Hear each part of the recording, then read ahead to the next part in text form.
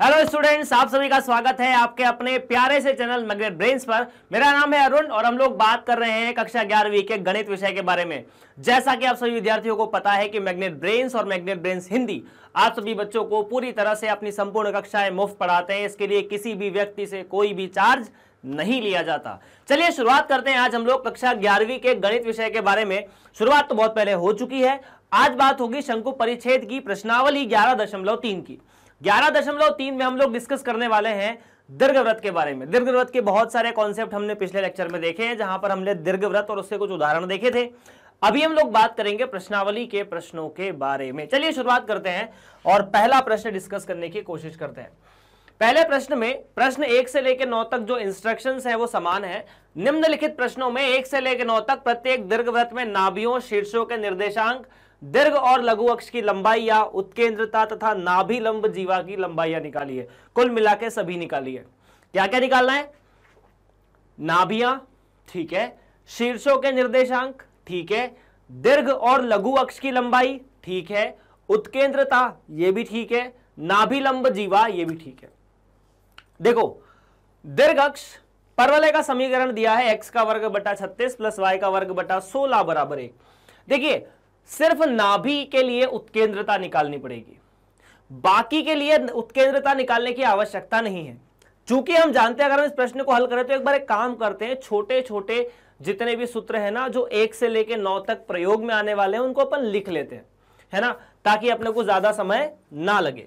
तो यार फटाफट रिवाइज करें। अगर परवलय या यदि दीर्घवृत्त ऐसा दिया है x का वर्ग बटा 6 या x का वर्ग बटा a का वर्ग प्लस y का वर्ग बटा b का वर्ग बराबर 1, और जहां पर a का वर्ग यदि b के वर्ग से बड़ा है, ऐसे ही है।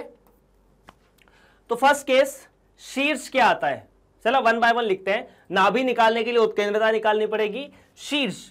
तो इस केस में जो शीर्ष आते हैं वो सिंपल से होते हैं सर, प्लस माइनस a,0। हाँ जी। दूसरा, दीर्घ और लघु अक्ष की लंबाइयां, ठीक है। तो दीर्घ अक्ष की लंबाई, ठीक है सर, निकाल लेंगे। दीर्घ अक्ष की लंबाई, बहुत बढ़िया। एंड लघु अक्ष की लंबाई, ये किस अतिपरवलय के लिए है? उस अतिपरवलय के लिए जहां a का वर्ग मतलब वो संख्या जो x के वर्ग के नीचे लिखी है वो बड़ी है y के वर्ग के नीचे से लंबाई। तो सर देखो, दीर्घ अक्ष इस केस में 2a होता है और ये होती है 2b। क्लियर है क्या? क्लियर है।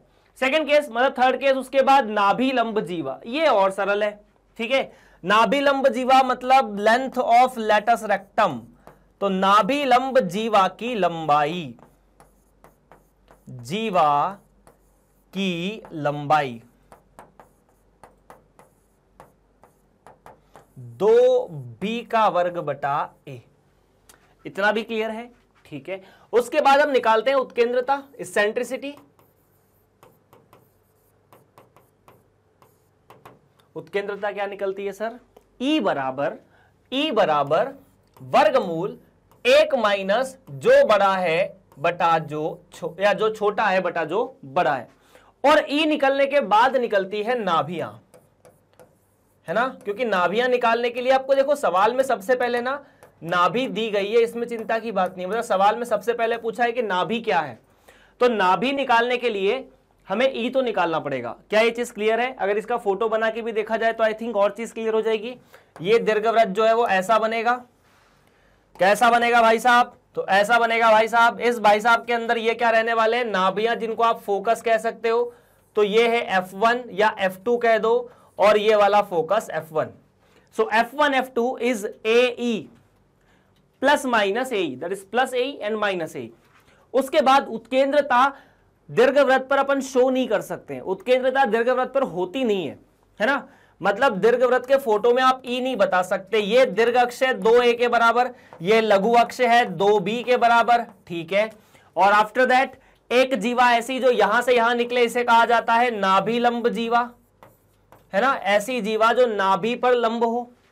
उसके बाद शीर्ष, तो ये तो सिंपल है, ये रहा a,0 या -a,0 और ये plus A comma 0। Done done done. So let's start. यहां पर अगर तुलना की जाए तो 36 जो है ना, x का वर्ग बटा a का वर्ग प्लस y का वर्ग बटा b का वर्ग बराबर 1। यहां पर a का वर्ग का मतलब 36 है, b के वर्ग का मतलब 16 है। मतलब साफ साफ है कि a का वर्ग b के वर्ग से बड़ा है। आपको अगर a का मान चाहिए तो सर जी a का मान जो है वो 6 है और b का मान 4 है। ठीक, बिल्कुल ठीक। So let's start to find out one by one all the things. शीर्षों के निर्देशांक, ठीक है। तो यहां पर बात कर रहे हैं शीर्ष के बारे में। तो शीर्ष कितना होता है अपन ने अभी देखा, plus minus a comma 0। Plus minus a comma 0, a का मान 6, तो शीर्ष हुए plus minus 6 comma 0। After that दीर्घ अक्ष की लंबाई, ठीक है। तो दीर्घ अक्ष की लंबाई कितनी, दीर्घ अक्ष की लंबाई, तो दीर्घ अक्ष की जो लंबाई है वो होती है 2a के बराबर। जो बड़ा है उसका डबल, a बड़ा है तो a का डबल, b बड़ा है तो b का डबल दीर्घ अक्ष होता है। 2a, a का मतलब 6 तो 2a का मतलब 12। ओके सर जी। यहीं पर लघु अक्ष की लंबाई,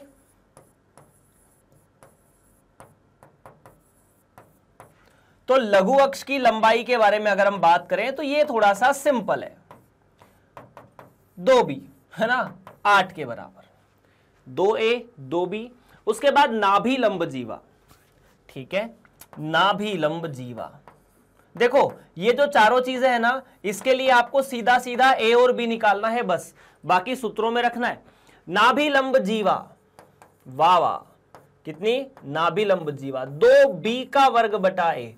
अब देखो यार, b का वर्ग 16 था, 16 का डबल बटा 6, ठीक है। देख लो, b का वर्ग मतलब 16 और इसका डबल 6, तो भाई साहब ये मिला 2 से 2 कटा तो 16 बटा 3।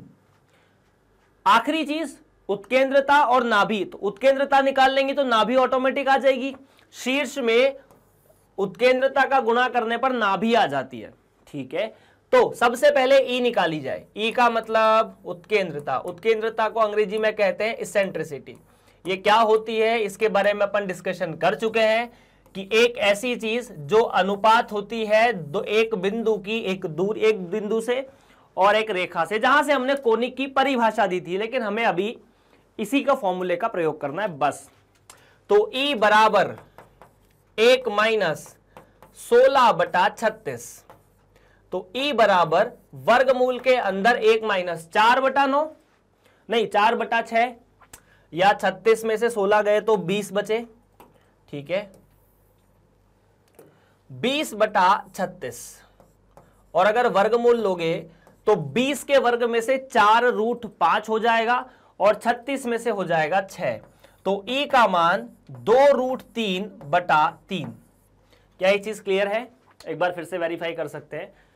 2 रूट 3 नहीं, 2 रूट 5, 2 रूट 3 नहीं, मेरे हिसाब से रूट 5 आना चाहिए। और ये 2 भी नहीं आना चाहिए वैसे तो ना, हाँ 2 भी नहीं आना चाहिए क्योंकि ये 2 से 2 कट जाएगा। So basically it's root 5/3। 1 minus 4 बटा 9 रूट 5 बटा 3। ई का मान निकला तो नाभियां निकलने में कोई समस्या है क्या? बिल्कुल नहीं है। नाभि जितनी होगी वो होगी सर प्लस माइनस ए ई कॉमा 0। प्लस माइनस ए ई कॉमा 0 मतलब प्लस माइनस ए का मतलब 6, ए ई गुणा करोगे तो 6 से कट जाएगा 3, 2 रूट 5 कॉमा 0। अभी मेरी एक बात सुन लो, आप ना नाभि को सिर्फ प्लस माइनस ए ई नहीं लिख सकते, इसमें बहुत सारी चीजें हैं यार। शीर्ष और नाभि बिंदु होते हैं, इसलिए इन्हें बिंदु के रूप में लिखा जाना चाहिए। a,0 b,0 ये दोनों लंबाई होती है, इसीलिए इनको धनात्मक लिखना। ऐसा नहीं हो कि -12 लिख दो गलती से, क्योंकि हमने तो पढ़ा है कि अगर a का वर्ग 36 है तो a 6 भी है और -6 भी है। तो अगर सर मैं -6 ले लो तो यहां पर तो -12 आएगा, तो क्या वो जवाब सही है? तो सीधी सीधी बात है वो गलत है। क्यों? क्योंकि हम लंबाई के बारे में बात कर रहे हैं, ठीक। और इस केस में हम a को धनात्मक मानेंगे ही मानेंगे, क्योंकि कर्व जो है वो सिमेट्रिकल है। a ऑटोमेटिकली ऋणात्मक वाला केस भी कवर हो जाएगा बहुत से भी सारे बिंदुओं पर। ये भी चीज है, ये भी लंबाई है। ये तीनों लंबाई है, ये एक अनुपात है। कितना है? अनुपात। इस अनुपात को इकाई में मत लिख देना। यदि किसी प्रश्न में आपको बोला जाए कि नाभिलंब जीवा 20 मीटर आ रही है, ठीक है, और दीर्घ अक्ष की लंबाई, लघु अक्ष की लंबाई भी इतना इतना मीटर आ रही है, तो चाहे वो मीटर हो या किलोमीटर हो, ई हमेशा एक अनुपात होता है और अनुपात की कोई इकाई नहीं होती, डायमेंशनलेस क्वांटिटी होती है अगर अंग्रेजी में कहें तो।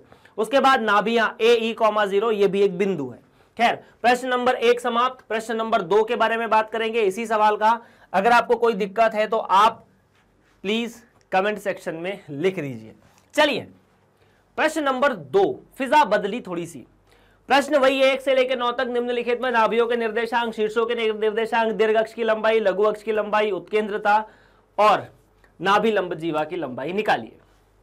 प्रश्न है x की घात 2/4 प्लस y की घात 2/25 बराबर 1। यहां पर एक छोटी सी बात गौर करने वाली है। गौर करने वाली है कि x की घात क्या नीचे जो लिखा है और y की घात के नीचे जो लिखा है, दैट मीन्स a का वर्ग और b का वर्ग दोनों में से बड़ा कौन है। पहले क्या पहचाना जाए? पहले यह पहचाना जाए कि यहां पर a का जो वर्ग है वो 4 है और b का वर्ग 25 है। हमें यह कैसे पता चला? हमने इस दीर्घवृत्त की इस दीर्घवृत्त से तुलना की, तो से हमने क्या किया है? तुलना, comparison this formula with the standard formula. क्या ये बात ठीक है? और हमें यह पता चलता है कि यहां b का वर्ग a के वर्ग से बड़ा है ना? तो b का वर्ग जो है वो a के वर्ग से बड़ा है, ठीक है। b का मान कितना है? फटाफट लिख दो। b का मान 5 आएगा और a का मान आएगा 2। ये भी ठीक है? ठीक है। a का वर्ग अगर 4 है तो a का मान 2, b का वर्ग अगर 5 है तो 5 b का मान, ठीक है। अब आपको शीर्षों के निर्देशांक निकालने हैं, तो पहले यह पहचाना जाना चाहिए कि लघु अक्ष कौन सा है, दीर्घ अक्ष कौन सा है ना? सबसे पहले चूंकि आपने पहचान लिया कि b बड़ा है तो शीर्ष बदल जाएगा। क्या हो जाएगा शीर्ष? हमने देखा था सर कि इस केस में जो शीर्ष होगा वो y अक्ष की तरफ होगा और ये हो जाएगा 0, प्लस माइनस b का मान 5, तो शीर्ष हुए 0, प्लस माइनस 5, ठीक है। दूसरा, अगर b बड़ा है तो लघु अक्ष अभी 2a हो जाएगा और दीर्घ अक्ष 2b हो जाएगा। या सीधा सीधा ऐसे समझो, जो इनमें से बड़ा है उसका डबल दीर्घ अक्ष, जो इनमें से छोटा है उसका डबल लघु अक्ष। सो अगर मैं बात करता हूं दीर्घ अक्ष की लंबाई, किसकी भाई साहब? किसकी? दीर्घ अक्ष की। क्या लंबाई? फटाफट निकालो, कितनी आएगी? कमेंट में आ सकता है जवाब। क्या? बिल्कुल आ सकता है। क्या जवाब है? क्या आपका जवाब 2 गुना b है क्योंकि b बड़ा है? बिल्कुल सही है। तो 2b बराबर 10। ओके, नेक्स्ट है लघु अक्ष की लंबाई। तो लघु अक्ष की लंबाई निकालने के लिए क्या? अब जो b बड़ा था तो 2b का डबल दीर्घ अक्ष, a छोटा है तो उसका डबल लघु अक्ष। क्लियर मामला? बिल्कुल क्लियर है। 2a मतलब 4। क्लियर है? तो 3 चीजें हो चुकी है, शीर्ष हो चुका है, दीर्घ अक्ष हो चुका है, लघु अक्ष हो चुका है। नाभिलंब जीवा और निकाल लेते हैं। नाभिलंब जीवा क्यों निकालना पड़ेगी? क्योंकि सवाल में पूछा हुआ है। और ये क्यों निकाल रहे हैं? पहले क्योंकि इसके लिए हमें कहीं भी उत्केंद्रता की जरूरत नहीं पड़ेगी। हालांकि उत्केंद्रता निकालेंगे, चिंता की बात नहीं है। अब नाभिलंब जीवा का पुराना वाला केस देखो। जब यहां a का वर्ग बड़ा था तो 2b का वर्ग बटा a था, है ना? अगर b का वर्ग बड़ा है तो क्या ये 2a का वर्ग बटा b हो जाना चाहिए? हो ही जाना चाहिए। a का वर्ग 4, तो जवाब मिला 4 दूनी 8 बटा 5। Done done done. Now next case, उत्केंद्रता, है ना जी? तो लेट्स डिस्कस अबाउट द उत्केंद्रता। उत्केंद्रता कितनी होती है सर? फॉर्मूले के हिसाब से तो इतनी होती थी, 1 माइनस, याद करो उत्केंद्रता क्या है? उत्केंद्रता है वर्गमूल 1 माइनस b का वर्ग बटा a का वर्ग। लेकिन यहां b का वर्ग जो है वो छोटा था, तो 1 माइनस छोटे का वर्ग बटा बड़े का वर्ग। तो यहां पर भी यही फॉर्मूला लगाएंगे, 1 माइनस छोटे का वर्ग बटा बड़े का वर्ग। डन है क्या? ठीक है। तो e माइन बराबर 1 माइनस 4/25, 4/25, बिल्कुल सही है।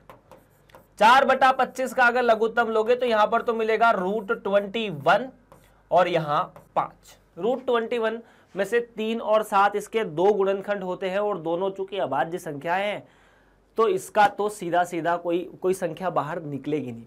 नाउ लेट्स टॉक अबाउट ई। और उत्केंद्रता तो हो चुकी, नाभियां आखिरी चीज है यहां पर। तो अगर मैं बात करता हूं नाभियों के बारे में तो ये होती है 0, ±BE। इसे याद रखने का सिंपल सा तरीका कि जो शीर्ष आए ना उसमें ई का गुणा कर दो, 0 में 0 का गुणा करोगे 0, बी में 0 ई का गुणा करोगे BE। So the answer should be 0, ±5 से 5 गए √21। और ये सब आपके सारे जवाब हैं, ठीक है। जो जो पूछा हुआ था अपन ने लिखा, बस पहचानना क्या है कि कौन बड़ा है कौन छोटा है। क्लियर है क्या? चलिए 1 बाय 1 फिर आगे बढ़ते हैं। अगला प्रश्न, प्रश्न नंबर 3, x का वर्ग बटा 16 प्लस y का वर्ग बटा 9 बराबर 1। इस केस में फिर से अगर आप बड़े ध्यान से देखें तो यहां पर a का जो वर्ग है, अगर अपन तुलना करें मानक समीकरण के साथ, मानक समीकरण मतलब ये वाला समीकरण किसका? दीर्घवृत्त का। तो मुझे यहां पर मिलता है a का वर्ग बराबर 16, दैट मीन्स a बराबर 4, और b का वर्ग बराबर 9, दैट मीन्स b बराबर 3। और साफ साफ जाहिर है कि a का वर्ग जो है वो b के वर्ग से बड़ा है। क्लियर है? बिल्कुल क्लियर है। सो पहली चीज क्या निकालना पसंद करोगे? शीर्ष। अगर a बड़ा है तो 0, या ±a, 0। अगर b बड़ा है तो 0, ±b। ठीक है, तो सबसे पहली चीज शीर्ष। बड़ा सिंपल है, चूंकि a बड़ा है तो इस केस में जवाब मिलेगा ±a, 0, क्योंकि यहां पर जो दीर्घ अक्ष होगा वो x अक्ष होगा और ये x अक्ष पर स्थित एक बिंदु है। a का मान 4। So finally ±4, 0। डन। दूसरा केस, दीर्घ अक्ष की लंबाई। ठीक है सर, दीर्घ अक्ष की लंबाई। दीर्घ अक्ष का मतलब मेजर एक्सिस, अंग्रेजी में इसे मेजर एक्सिस कहते हैं ना। दीर्घ अक्ष की लंबाई भाई कितनी होगी? ठीक है, सो जो बड़ा है उसका डबल, a बड़ा है तो a का डबल, 2a का मतलब 2 चौक 8 है ना, a का मान 4। दूसरा, लघु अक्ष की लंबाई। लघु अक्ष की लंबाई निकालने के लिए क्या करना होता है सर? जो बड़ा था उसका डबल किया तो दीर्घ अक्ष की लंबाई आई, जो छोटा है उसका डबल करोगे तो लघु अक्ष की लंबाई आएगी। तो 3 चीजें निकली। चौथा, नाभि लंब जीवा। Let's talk about this. नाभि लंब जीवा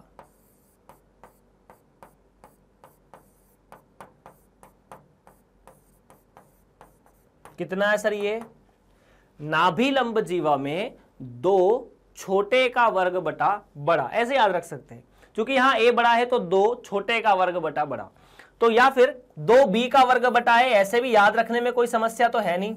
2b का वर्ग, 3 का वर्ग 9, 9 दूनी 18 और नीचे आ जाएगा 4, तो 18/4, दैट शुड बी 9/2 है ना सर। b का वर्ग 9 है, 9 दूनी 18, 18/a का मान 4 है। अगला जो टास्क है वो है हमारे पास उत्केंद्रता निकालना। बिना उत्केंद्रता के हम लोग नाभि नहीं निकाल सकते। निकाल हालांकि बहुत अलग अलग तरीकों से सकते हैं, लेकिन हमने जितना पढ़ा है उतना हमें इतना ही पता है कि उत्केंद्रता निकालनी पड़ेगी। E बराबर वर्गमूल किसका? 1 - छोटे का वर्ग बटा बड़े का वर्ग। तो छोटे का वर्ग 9, बड़े का वर्ग 16, तो E बराबर वर्गमूल 1 - 9/16। बिल्कुल सही, 9/16, तो √7/4। क्या मेरी बात आपको समझ में आई? सो E का मान √7/4। अगर E मिला तो नाभि निकालने के लिए शीर्ष में E का गुणा कर दो, है ना। कुछ ऐसी चीजें बता रहा हूं जो कहनी नहीं चाहिए लेकिन याद रखना, ठीक है। नाभियां शीर्ष में E का गुणा कर दो, AE, 0। सो भाई साहब A का मान 4 था तो यहां से आ जाएगा ±√7, 0, and that is the next answer. सारे के सारे जवाब आपके सामने 1 बाय 1 सारे के सारे सीक्वेंस में लिखे हुए हैं बिना किसी परेशानी के। कोई डाउट अगर है तो फटाफट कमेंट कर दो यार, अगर नहीं है तो कोई बात नहीं। चलिए प्रश्न नंबर 4 की तरफ बढ़ते हैं, और अगर उम्मीद है कि आपको समझ में आया है तो प्रश्न नंबर 4 आप एक बार खुद से भी हल करने की कोशिश कीजिए। x का वर्ग बटा 25 प्लस y का वर्ग बटा 100 बराबर 1। यहां पर साफ साफ क्या आपको दिख रहा है कि a का वर्ग 25 है और b का वर्ग 100 है, तो बड़ा कौन है? b है, सीधी सीधी बात है। तो इससे तुलना करेंगे, x का वर्ग बटा a का वर्ग प्लस y का वर्ग बटा b का वर्ग बराबर 1। क्लियर बात है, ये बात तो सही है। अगर ये बात सही है तो मैं कहना चाहता हूं कि a का जो वर्ग है वो 25 है, b का जो वर्ग है वो 100 है। इस हिसाब से अगर वर्गमूल लिया जाए तो a का मान 5 और b का मान 10 है, मतलब b जो है वो a का डबल है। दीर्घवृत्त कैसा बनेगा? तो अपन देख चुके हैं इस मामले में कि जब b a से बड़ा होता है तो दीर्घवृत्त ऐसा बनता है। हालांकि यहां पर आपको फोटो बनाने का नहीं बोला है, इसलिए अपन इसके बारे में डिस्कशन नहीं करेंगे। पहली बात आप क्या निकाल सकते हैं? सबसे पहले निकाले शीर्ष। बड़ा कौन है? b। तो शीर्ष कहां पर स्थित होंगे? y अक्ष पर। और अगर कोई भी बिंदु y अक्ष पर होता है तो उसके निर्देशांक में x की जगह 0 लिखा जाता है ना जी। ये 6ठी 7वीं 8वीं के कॉन्सेप्ट है। b का मान 10, तो शीर्ष का मान 0, प्लस माइनस 10। ठीक है, मतलब एक बार प्लस 10 एक बार माइनस 10। दूसरा आता है दीर्घ अक्ष की लंबाई। कितनी? दीर्घ अक्ष की लंबाई।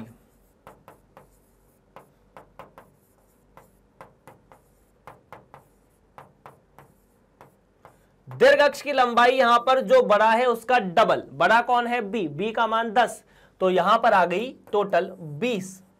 ठीक है, और अगर लघु अक्ष की लंबाई निकालें तो यह भी सिंपल है। लघु अक्ष की लंबाई, तो लघु अक्ष की लंबाई के बारे में अगर हम बात करें तो वो है a का डबल 2a, और लघु अक्ष यहां पर 10 है, 5 है, तो a का मतलब 10 या 2a का मतलब 10।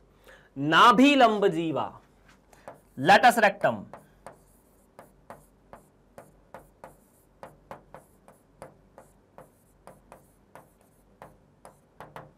नाभि लंब जीवा कितनी होगी भाई साहब? नाभि लंब जीवा बड़ी सरल है। कैसे? 2 जो छोटा है उसका वर्ग बटा बड़ा, तो 2 25 बटा 10। वाओ, तो ये 50 आ जाएगा। 50 बटा 10 मतलब 5। शायद ऐसा ही होना चाहिए। अच्छा, तो नाभि लंब जीवा a के बराबर होगी। इस सवाल को बड़े गौर से देखो, नाभि लंब जीवा जो है वो a के बराबर है। ऐसा क्यों हो रहा है? देखने की बात है, देखेंगे, पर अभी राइट नाउ अपन इसको ऐसा छोड़ सकते हैं। ठीक है, उसके बाद e का मान, e जो है वो वर्गमूल 1 माइनस जो छोटा है उसका वर्ग बटा जो बड़ा है उसका वर्ग। ठीक, छोटा a है तो a का वर्ग 25, बड़े का वर्ग 100, तो भाई साहब इसका मान होना चाहिए वर्गमूल के अंदर 1 माइनस 25 बटा 100।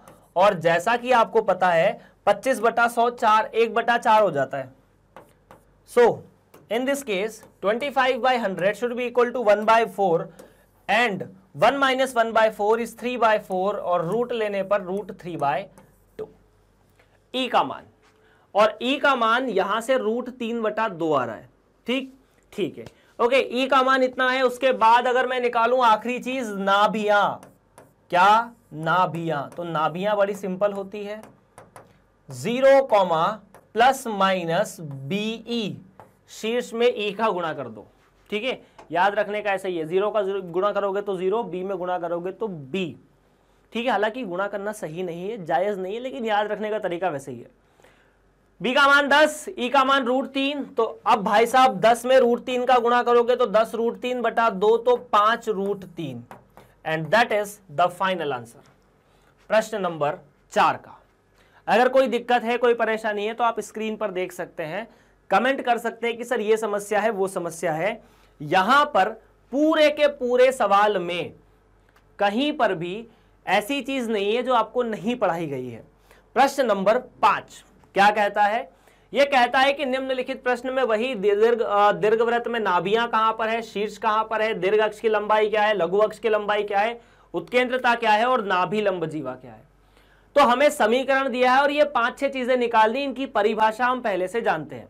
ठीक है सर जी। अब यहां पर ध्यान से देखिए, x का वर्ग बटा 39, y का वर्ग बटा 36, मतलब यहां x का वर्ग के नीचे की संख्या बड़ी है।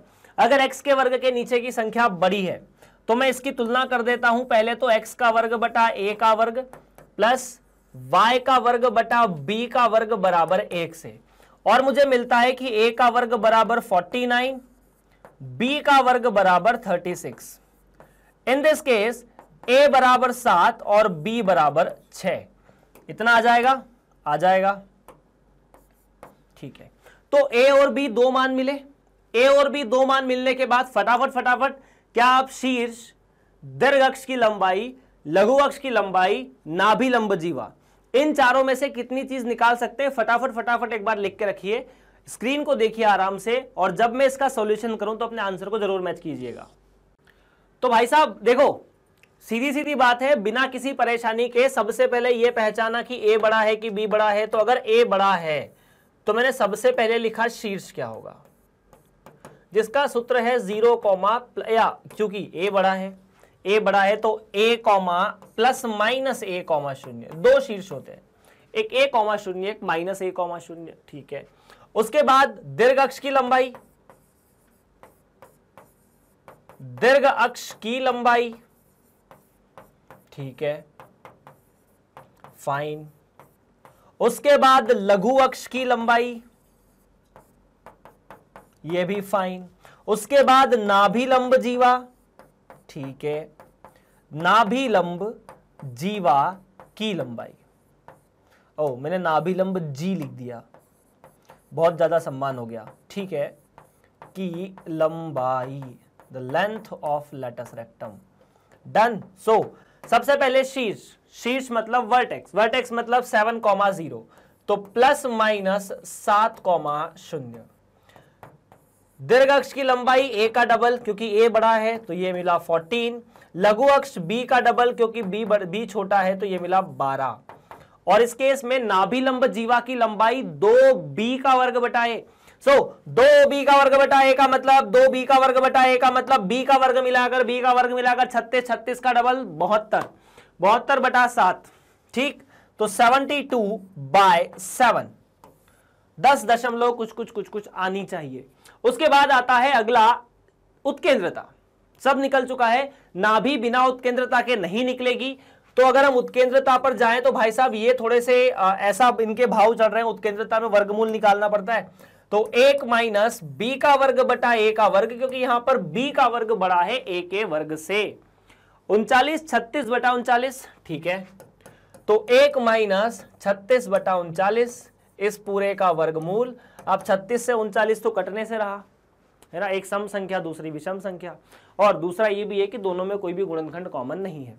खैर, हमें इस बात से कोई मतलब नहीं। 39 में से 36 को घटाओ तो बचे 13, तो यहां पर मिला वर्गमूल के अंदर 13। 39 तो किसी संख्या का वर्ग है तो मिल गया 7, तो ई का मान 13/7 और ई का मान √13/7। बात करते हैं नाभियों के बारे में। किसके बारे में? नाभियों के बारे में। तो अगर मैं नाभियों के बारे में बात करूं तो plus minus AE, 0, that is plus minus A 7 √13/7, तो plus minus √13,0 is the final answer. तो भाई साहब आपके सामने शीर्ष, दीर्घ अक्ष की लंबाई, लघु अक्ष की लंबाई, नाभि लंब जीवा, ई और नाभियां, 6 की 6 चीजें निकल गई। यहां पर ना आपसे बहुत सी चीजें और भी पूछी जा सकती है। मैं मतलब थोड़ा सा आपको एग्जांपल दे देता हूं, क्योंकि सवाल बनाने वाले ना अलग अलग तरीके से बना सकते हैं। आपको पता है ये दूरी AE होती है और ये दूरी A के बराबर होती है, मतलब केंद्र से नाभि की दूरी AE, केंद्र से शीर्ष की दूरी A। अगर आपसे पूछ ले कि शीर्ष से नाभि की दूरी, तो A में से AE को घटाना पड़ेगा। अभी तो इन लोगों ने यहां पर इस प्रश्न में आपसे 2 लाइन और नहीं पूछी नियता के बारे में कि नियता क्या है, उनके बारे में भी तो बातें होगी। नियता जहां अक्ष को टच करेगी वो बिंदु भी आएगा। तो सवाल कॉम्प्लिकेटेड होते जाएंगे धीरे धीरे। चिंता की बात पता है क्या नहीं है, चिंता की बात यह नहीं है कि हमने सारी चीजें अच्छे से डिस्कस की है, तो हमें ज्यादा टेंशन लेने की आवश्यकता नहीं है। चलिए यार आगे बढ़ते हैं। प्रश्न नंबर 6, 1 से लेकर 9 तक इंस्ट्रक्शन सेम है। अब पता इस प्रश्न में और एक प्रश्न आया था जहां x का वर्ग बटा 25 लिखा था और y का वर्ग बटा 40 लिखा था। तो देखो क्या किया गया, ज्यादा कुछ परिवर्तन नहीं है दोनों प्रश्नों में। 25 का 4 गुना 100, 100 का 4 गुना 400। तो पता है दोनों सवालों में उत्केंद्रता समान आएगी। ऐसा क्यों होगा?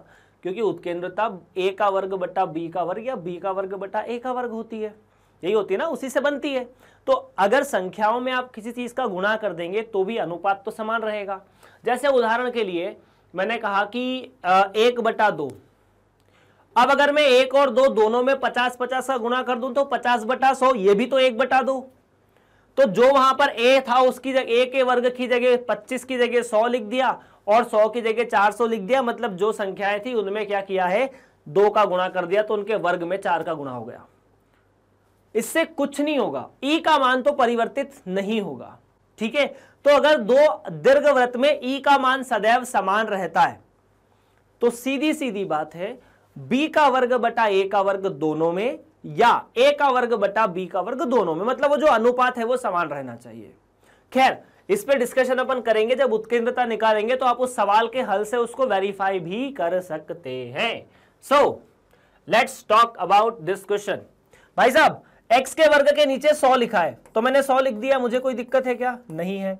y के वर्ग के नीचे 400 लिखा है तो मैंने फिर से 400 लिख दिया, मुझे कहीं कोई दिक्कत नहीं है। x के वर्ग के नीचे 100, y के वर्ग के नीचे 400, तो मैंने तुलना की तो यहां तो x का वर्ग बटा a का वर्ग होता है और y का वर्ग बटा b का वर्ग होता है। और अगर तुलना की जाए तो वी विल गेट कि सर a का वर्ग जो है वो 100 है, बिल्कुल 100 है। तो यहां से b का वर्ग भी जो है वो है कुल मिला के 400। तो यार a का मान 10, b का मान 20, वर्गमूल निकाल के देख लो, ठीक है, कोई दिक्कत नहीं। शीर्ष प्लस माइनस a,0 या 0, प्लस माइनस b। a छोटा है, b बड़ा है, और जो बड़ा होता है अगर b बड़ा है तो शीर्ष जाएगा y अक्ष पर। कहां? y अक्ष पर। और अगर y अक्ष पर कोई बिंदु है तो 0, plus minus b। So the answer should be 0, plus minus 20। ठीक ठीक। आफ्टर दैट शीर्ष के बाद अगली कहानी आती है दीर्घ अक्ष की लंबाई। कितनी? दीर्घ अक्ष की लंबाई।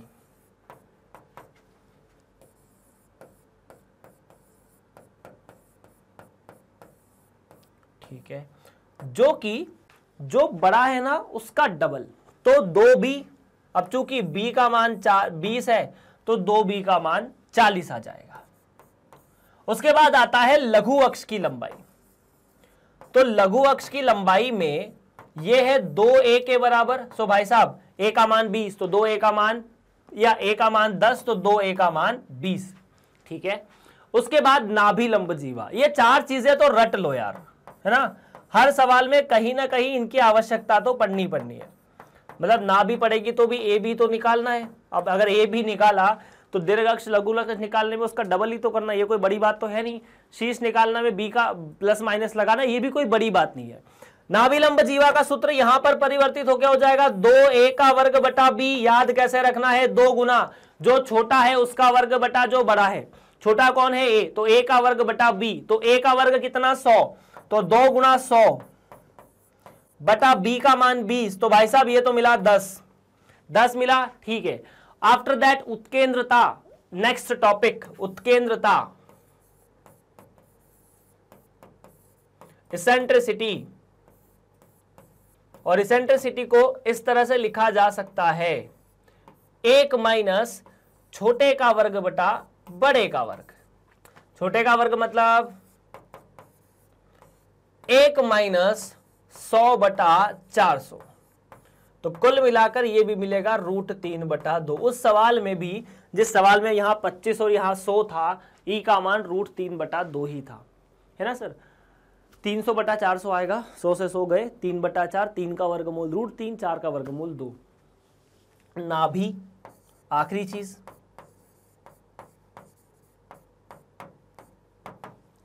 इसमें ई का गुणा कर दो तो 0, ± BE, 0, ± B का मान 20, E का मान √3/2, तो ±2 से 20 कट गए 10 √3। और इस तरह से ये आपका प्रश्न नंबर 6 भी समाप्त हो जाता है। डन। चलिए आगे बढ़ते हैं। आगे वाले सवाल में थोड़ा सा हो सकता है समीकरण बदल के दे दिया जाए। बदल के कैसा? जहां आप सब कुछ एकदम से ना देख पाए, ऐसा कुछ। सवाल वही है इन सवाल इस दीर्घवृत्त में, या ये जो अच्छा बेसिकली सवाल में बोला है कि ये दीर्घवृत्त है। अगर नहीं बोला होता तो हम कुछ और करने की कोशिश करते, पता करने की कोशिश करते कि दीर्घवृत्त है या नहीं है।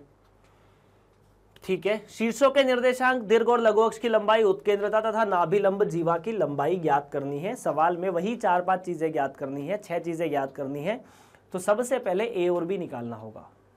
दीर्घवृत्त दिया है, ठीक है। तो यार ये जो दीर्घवृत्त आपको दिया है, इस दीर्घवृत्त को आपने क्या किया, पूरे दीर्घवृत्त को 144 से भाग दे दिया। क्यों ऐसा किया? क्योंकि इस साइड हमें 1 चाहिए होता है। अगर मैं इसकी तुलना मानक समीकरण से करना चाहूं तो मानक समीकरण कौन सा? x का वर्ग बटा a का वर्ग प्लस y का वर्ग बटा b का वर्ग। तो अगर मानक समीकरण से तुलना की गई, हमने क्या किया? सबसे पहले हमें राइट हैंड साइड 1 लाना था, तो हमने पूरे समीकरण को 144 से डिवाइड कर दिया। तो हमें यहां पर पहले भाग में 4 मिला, दूसरे में 36। अब आगे क्या? तो यहां पर a का वर्ग जो है वो 4 के बराबर है, तो a का मान 2। b का वर्ग जो है वो 36 के बराबर है, तो b का मान 6। अब a और b जैसी दो चीजें आने के बाद हमारे पास बच जाते हैं सवाल फटाफट निकालना। तो पहली चीज शीर्ष। अब अपन ने अभी देखा यार क्या कि सर अगर b बड़ा है तो शीर्ष हो जाते हैं 0, ± b का मान 6, तो शीर्ष हुए 0, ±6। दूसरा दीर्घ अक्ष की लंबाई कितनी? दीर्घ अक्ष की लंबाई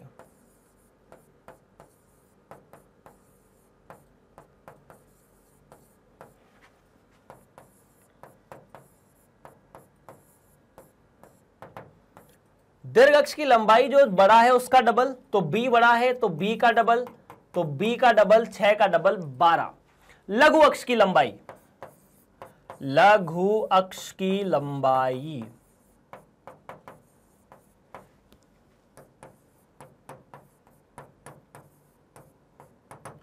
a का डबल, a चूंकि 2 के बराबर है तो उसका डबल मिला के 4।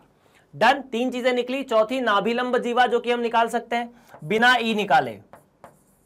नाभिलंब जीवा की लंबाई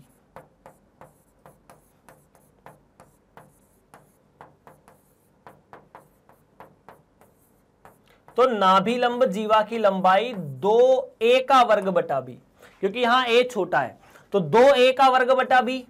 a का वर्ग पता नहीं, a का वर्ग कुल मिला के 4 है, बटा b तो 6, तो 4 दूनी 8/6, मतलब 4/3। ठीक है। आफ्टर दैट क्या बच जाता है? उसके बाद बच जाता है हमारे लिए उत्केंद्रता E। तो अगर मैं उत्केंद्रता के बारे में बात करता हूं, एसेंट्रिसिटी के बारे में बात करता हूं, तो उत्केंद्रता जो है उसका फॉर्मूला सीधा सीधा हम लिख सकते हैं, E जो होगा इसके लिए 1 माइनस जो छोटा है बटा जो बड़ा है। छोटा कितना? जो छोटा है वो a है, तो a का वर्ग 4, बड़े का वर्ग 36, तो यहां पर मिलेगा वर्गमूल 1 4/36। 4/36 1/9 हो जाएगा। लघुत्तम लेने पर 9 में से 1 चला जाएगा 8, तो e का मान मिलेगा वर्गमूल के अंदर 8/3। और आपको पता ही है 8 खुद 2√3 या 2√2 होता है ना? 2 3 बार आते हैं 8 में। क्या ये बात ठीक है? बिल्कुल ठीक है। अगर इतना ठीक है तो आगे बढ़े, बिल्कुल आगे बढ़ते हैं। और आगे बढ़ते ही अगले प्रश्न की तरफ बढ़ते हैं। अगला प्रश्न क्या कहता है? अगला प्रश्न मतलब नाभियों के बारे में बात करते हैं। नाभियां, नाभियां कितनी सर, चूंकि b ऐसा है तो b में e का गुणा किया तो 0 प्लस माइनस BE, ठीक है, 0 प्लस माइनस b कितना था 6 में इसका गुणा करोगे तो 3 से 3 कट जाएगा, ऊपर बच जाएगा 2, तो 4√2। कैलकुलेशन वाला पार्ट सिंपल सा फिनिश। तो चलो यार इतनी सी बात है, एक बार ई वाला फिर से देख लेते। 4/36 1/9 2√2/3। तो इस तरह से प्रश्न नंबर 7 भी समाप्त होता हुआ। प्रश्न नंबर 8 भी वैसे ही है। आपको सबसे पहले दीर्घवृत्त पहचानना होगा कि दीर्घवृत्त क्या होता है, उसके बाद आपको पहचानना होगा कि हम कौन सा सूत्र लगाएंगे। पहला, यह प्रश्न में दीर्घवृत्त है क्या, बिल्कुल है। सबसे पहले यहां राइट हैंड साइड जो 16 है उसको 1 बनाना पड़ेगा। प्रश्न अभी भी वही के वही है, वही 5-6 चीजें जो आपको निकालनी है वो निकालनी है। अगर आपने 16 से भाग दे दिया तो यहां पर तो बचा 1, अगर आपने यहां से भाग दिया तो यहां पर बचा 16 बराबर 1। तुलना करने पर x के वर्ग के नीचे जो लिखा होता है वो a का वर्ग, y के वर्ग या के नीचे जो लिखा होता है वो b का वर्ग, तो यहां से मिला 16। a का मान 1, b का मान 4। Done done. उसके बाद चूंकि b बड़ा है a से, साफ साफ देख लिया अपन ने, है ना, देख लो इस बात को, चूंकि b का वर्ग a के वर्ग से बड़ा है, इसीलिए 1 बाय 1 सारी बातें कर लेते हैं। नाभियां नहीं, शीर्ष निकलेंगे अभी तो नहीं। चाहो तो पहले उत्केंद्रता निकाल लो, परेशानी की कोई बात नहीं है, पर उत्केंद्रता की कैलकुलेशन में जाने से पहले जहां फॉर्मूला लगाना है ना, आंसर पाना है, वो चीजें निकाल लो सीधा सीधा। शीर्ष पता है 0 प्लस माइनस b, चूंकि b बड़ा है तो b का मान 4, तो ये मिला 0 प्लस माइनस 4, दोनों में से कोई एक, मतलब दोनों के दोनों। दीर्घ अक्ष की लंबाई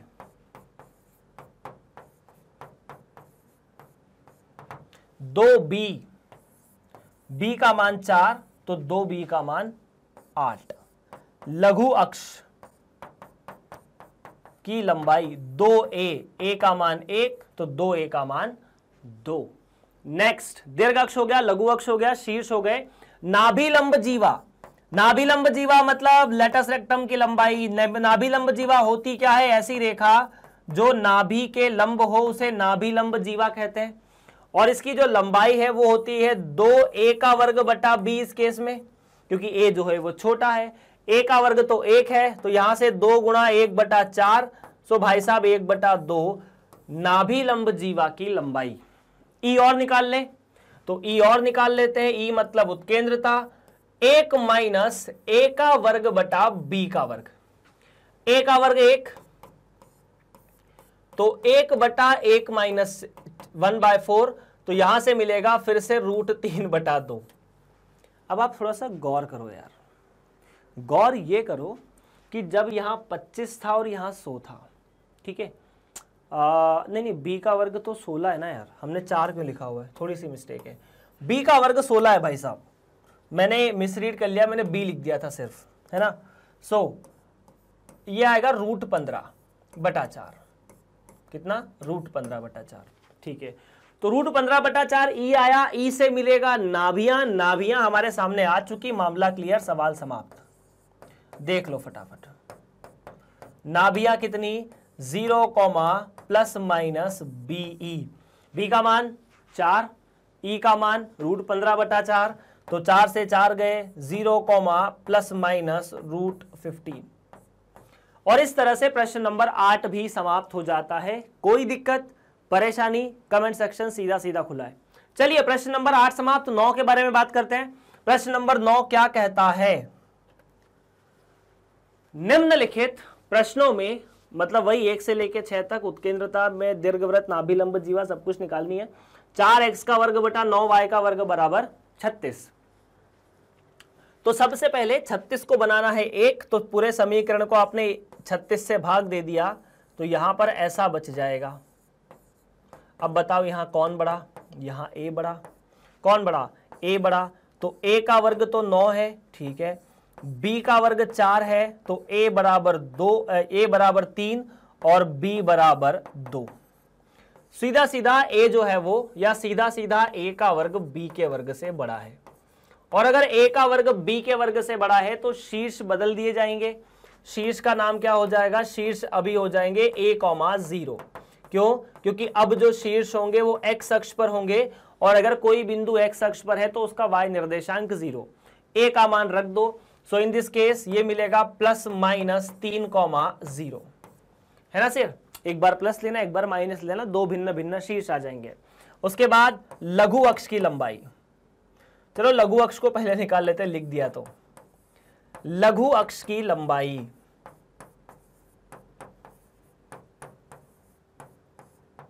2b, क्योंकि b छोटा है अभी, तो 2b का मान 4, ठीक है। और यहां पर अगर हम दीर्घ अक्ष के बारे में बात करने की कोशिश करेंगे तो दीर्घ अक्ष की जो लंबाई है वो 2 गुणा a मतलब 6। क्लियर है क्या? बिल्कुल क्लियर है। नाभि लंब जीवा, लैटस रेक्टम, नाभि लंब जीवा जिसका मान मिलेगा 2b का वर्ग बटा a, क्योंकि अभी b छोटा है तो 2b का वर्ग मतलब 4, a का मतलब 3।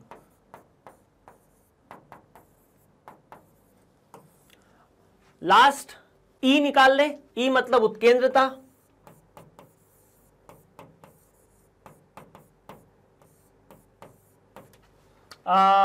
ठीक है, एक माइनस जो छोटा है बटा जो बड़ा है, ठीक सर। तो 1 माइनस 4/9, तो यहां से ई का मान आ जाएगा √5/3। ठीक है क्या? ठीक है। Now let's talk about नाभियां।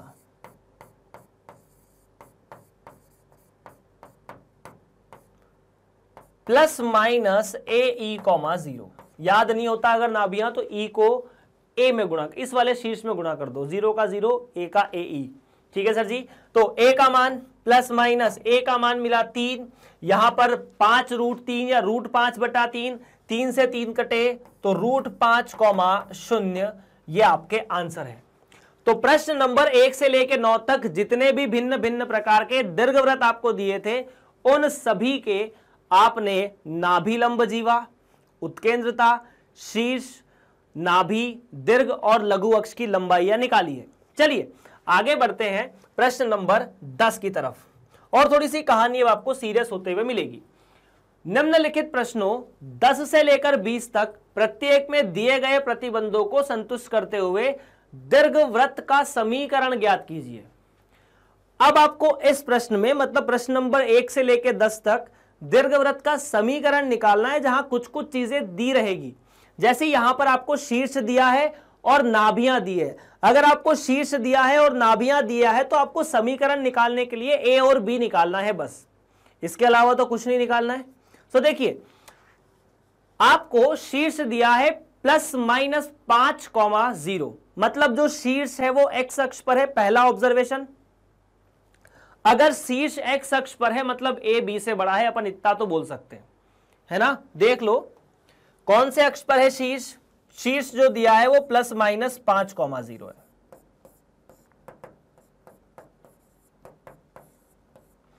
तो यहां से दो बातें पता चलती है। पहला कि सर जो शीर्ष है वो एक्स अक्ष पर है। हां जी सर, शीर्ष कहां पर है? एक्स अक्ष पर है। और अगर एक्स अक्ष पर है तो अतः ए बी से बड़ा है, या ए का वर्ग बी के वर्ग से बड़ा है। अगर ए का वर्ग बी के वर्ग से बड़ा है, यहां ए का वर्ग बी के वर्ग से बड़ा लिखना सही होगा यार, वो माइनस वाले केस में थोड़ी मिस्टेक हो जाती है।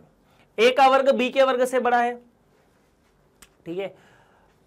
मतलब जैसे मान लो ए का वर्ग 36 है और बी का वर्ग 16 है, तो ए का मान 6 भी है और -6 भी है, बी का मान 4 भी है और -4 भी है।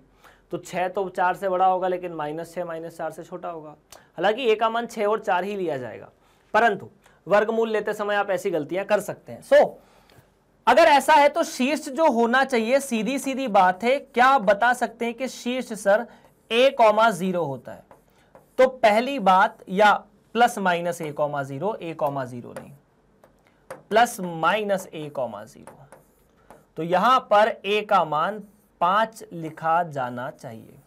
पहली बात हमें यहां से पता चल चुकी है। पता चली पहली बात। दूसरा, नाभियां दी हुई है, फोटो बना के देखना चाहो तो देख सकते हो, मैं आपके लिए फोटो बना देता हूं एक बार। अगर चूंकि हम ये देख चुके हैं कि ए बी से बड़ा है, तो आपको ये बिंदु दिए गए हैं, ये वाले शीर्ष a,0 और -a,0, ये दोनों शीर्ष होते हैं। और ये जो दो बिंदु है F1 और F2, ये नाभियां दी है। अब चूंकि आपको पता है कि नाभियां क्या होती है, तो सर नाभियां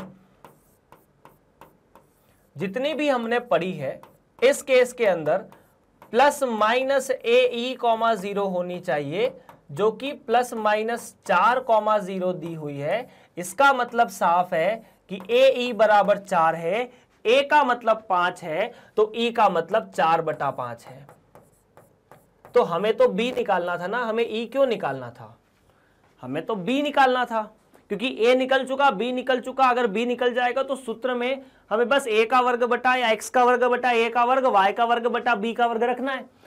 परंतु आपको E के बारे में एक जानकारी और होगी कि E का एक सूत्र भी होता है, जहां पर ये A और B की मदद से बनाया जाता है। चूंकि A बड़ा है इसलिए B का वर्ग बटा A का वर्ग।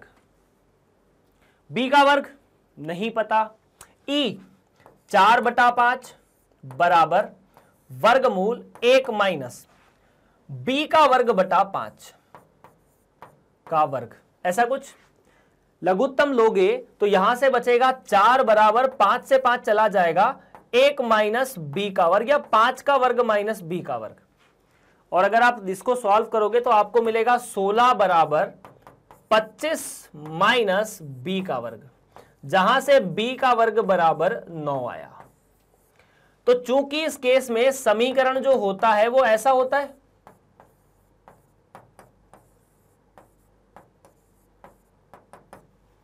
हाँ जी, तो A का वर्ग, A मतलब 5 है, तो 5 का वर्ग कितना? 25। B का वर्ग सीधा सीधा हमने निकाला है 9 के बराबर, देख लो। और इस तरह से ये जो सूत्र है ये आपके सामने सीधा सीधा आंसर आ जाता है। डन है क्या? That is done. ये आंसर है और यही आपका समीकरण था, किसका? दीर्घवृत्त का, जो आपको चाहिए था। अगर कोई दिक्कत है, कोई परेशानी है तो आप यहां पर कमेंट कर सकते हैं। अगर कोई परेशानी नहीं है तो अपन आगे बढ़ते हैं। ऐसे सवालों में हमें A, B और E का ही खेल करना है। भाई प्रश्न नंबर 10 से 20 तक सेम चीज करनी है। कुछ प्रतिबंध दिए हैं और उनमें हमें दीर्घवृत्त का समीकरण निकालना है। अब यहां पर आपको जो दीर्घवृत्त दिया है वो थोड़ा डिफरेंट है। सबसे पहले जो दिया है उसे बड़े गौर से देखो। आपको कुछ चीजें दी है, उसमें आपको समीकरण निकालना है। समीकरण से सब चीजें निकाल सकते थे, लेकिन कुछ चीजों से ही समीकरण निकाल सकते हैं। मतलब ऐसा जरूरी नहीं है कि कुछ चीजें, मतलब दो चीजें हो तो भी अपन समीकरण निकाल सकते हैं। जैसे मान लीजिए आपको दीर्घ अक्ष लघु अक्ष दे दिया कि लंबाई इतनी है तो सरल है। आपको E दे दिया, लघु अक्ष की लंबाई दे दी, सरल है। आपको F दे दिया, दीर्घ अक्ष की लंबाई दे दी, में भी निकल सकता है, नहीं निकल सकता, दिक्कत हो सकती है। खैर यहां पर बात करते हैं। आपको दिए शीर्ष 0, ±13, और अगर शीर्ष 0, ±13 है तो यह बात तो साफ है कि यहां पर शीर्ष जो है वो y अक्ष पर स्थित है। अगर शीर्ष y अक्ष पर स्थित है तो क्या यहां पर अगर हम दीर्घवृत्त का फोटो बनाएंगे तो वो इस तरह से बनना चाहिए। पहली बात तो यह है। अब सबसे जरूरी बात कि शीर्ष जो है वो y अक्ष पर स्थित है, इसलिए फोटो ऐसा बना। तो ये वाला जो बिंदु आता है वो है 0, b और ये 0, -b, और यही दो आपके शीर्ष हैं। अगर यही दो आपके शीर्ष हैं तो ±13 की जगह आप लिख सकते हैं कि इस केस में जो शीर्ष होते हैं वो 0, ±b होते हैं, और ये मिले 0, ±13। तो भाई साहब b का मान 13, बिना किसी परेशानी के। हमें x का वर्ग बटा a का वर्ग, y का वर्ग बटा b का वर्ग निकालना है। b का वर्ग आपके सामने आ चुका, b का मान 13। आफ्टर दैट नाभियां दी है। अब नाभियां कहां होती है? नाभियां होती है इसी अक्ष पर। अगर दीर्घ अक्ष x अक्ष y अक्ष है तो नाभियां y अक्ष पर। बिंदु कौन से होते हैं? 0, BE। क्या होते हैं सर जी? 0, BE। और ये 0 माइनस BE. So in this case अगर हमें नाभियां दी है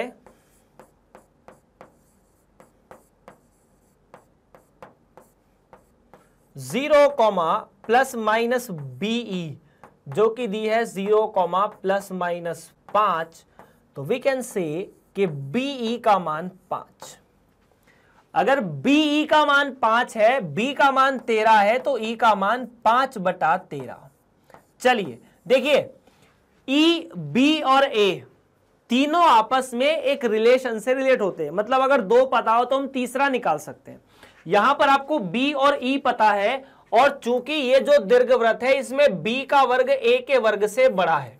अब सर बी का वर्ग तो दिया है, अपन ने निकाल लिया, ए तो पता ही नहीं है, तो आप कैसे बोल सकते हो कि बी का वर्ग ए के वर्ग से बड़ा है? तो जब नाभियां वाई अक्ष पर है, शीर्ष वाई अक्ष पर है, तो ऐसा तभी संभव है जब बी का वर्ग ए के वर्ग से बड़ा हो। अगर शीर्ष वाई अक्ष पर है तो बी का वर्ग ए के वर्ग से बड़ा ही होगा। ठीक है सर जी।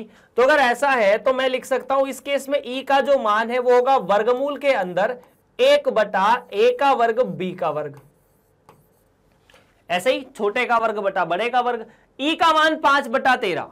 ठीक है, तो क्या मैं लिख सकता हूं 5/13 बराबर वर्गमूल के अंदर 1 माइनस a का वर्ग बटा 13 का वर्ग।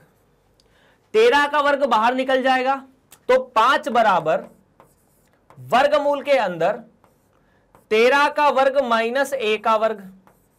अब यार a जो है वो 12 आ जाएगा, क्योंकि यहां पर पाइथागोरस ट्रिक लग जाएगी, और नहीं तो इसको हल करके देख लो। a का वर्ग इधर आएगा, 13 का वर्ग माइनस 5 का वर्ग, that should be equal to 144। 159 में से 144 गया, तो a का वर्ग मिला 144। हमें a को निकालना है या a के वर्ग को निकालना है, दिक्कत की बात ये नहीं है।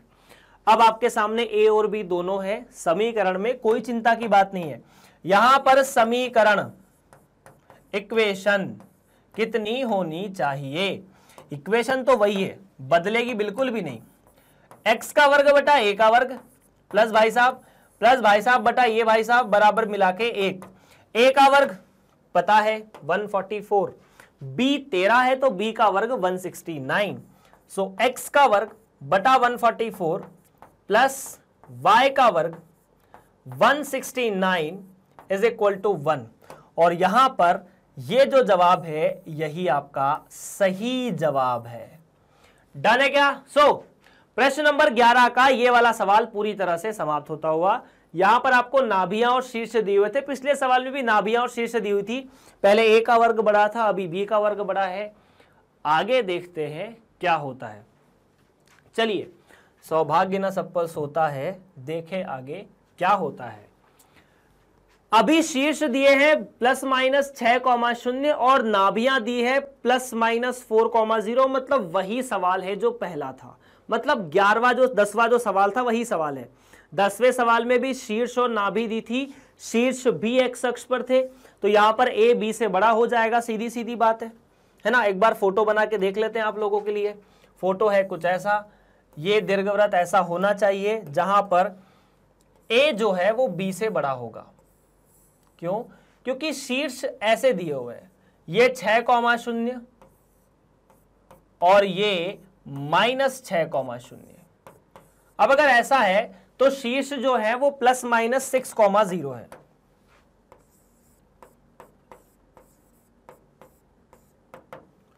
प्लस माइनस 6,0, तो प्लस माइनस a,0 तो शीर्ष होते ही होते थे। इस केस में तो a का मान 6। चलो 1 बाय 1 अपन लिख लेते। a का मान कितना? 6। ठीक है। नाभियां क्या होती थी?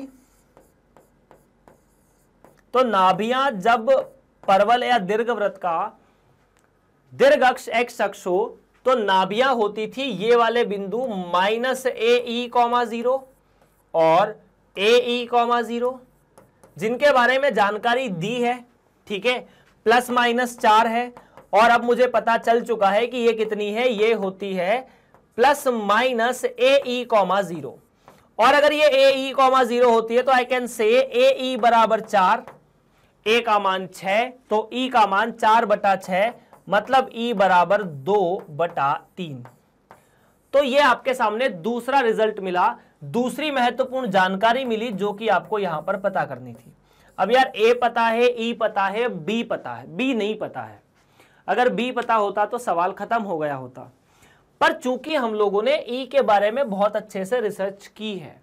क्या रिसर्च की है कि चूंकि यहां पर हम साफ साफ देख पा रहे हैं कि ए का वर्ग बी के वर्ग से बड़ा है, इसीलिए ई का जो मान है वो वर्गमूल के अंदर 1 माइनस बी का वर्ग बटा ए का वर्ग होगा, क्योंकि बी छोटा है, ए बड़ा है। ई 2/3 है, ठीक है, तो 2/3 बराबर वर्गमूल के अंदर 1 माइनस बी का वर्ग, ए का वर्ग मतलब 36, ठीक है। तो यार ये 36 में से गए 6, तो यहां पर देखो साफ साफ तौर पर ऐसा बच रहा है क्या, 2/3 बराबर वर्गमूल के अंदर 36 माइनस बी का वर्ग बटा 6। ये इससे कटा 2 बार, ठीक है, तो ये यहां पर गया कुल मिलाकर 4 बराबर वर्गमूल के अंदर 36 माइनस बी का वर्ग। और जब वर्ग किया जाता है तो 4 का वर्ग 16 बराबर 36 माइनस बी का वर्ग। तो भाई साहब b का वर्ग साफ साफ तौर पर आपको 20 मिल गया। आपको b का वर्ग निकालना है या b निकालना है, यहां पर समीकरण में इतनी चिंता की बात नहीं है। अगर यहां से आंसर लिखने जाएंगे तो वी कैन से कि समीकरण बड़ा सिंपल है सर। क्या सिंपल है, हमें पता है कि समीकरण जो होता है उसमें हम x के वर्ग को a के वर्ग से भाग देकर, y के वर्ग को b के वर्ग से भाग देकर बराबर 1 लिख देते हैं। सो फाइनली हमारा जो आंसर होना चाहिए x का वर्ग बटा a का वर्ग मतलब 36।